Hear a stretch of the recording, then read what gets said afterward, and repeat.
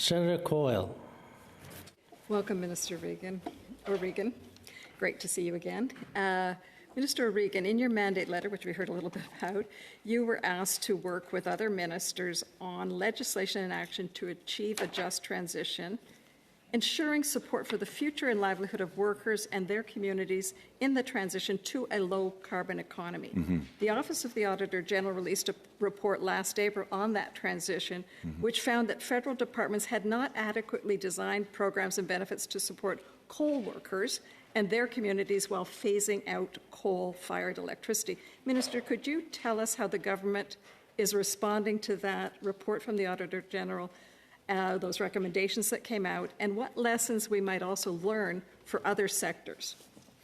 Yeah, and as you well know, Senator Youssef was, very much on top of that file in terms of coal transition.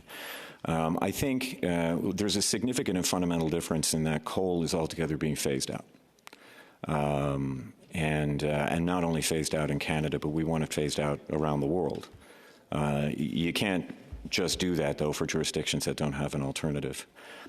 In Canada, in the meantime, we do have alternatives, and we have had alternatives for some time, whether it's, fossil fuels, hydroelectricity, nuclear. So, therein lies a big difference.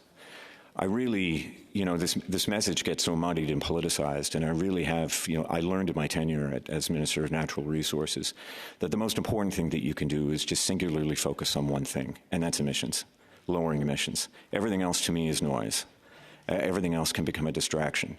And it's on two fronts. First of all, we have to lower emissions for its own sake.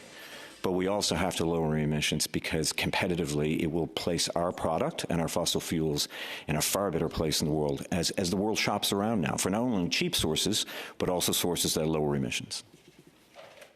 Bernard.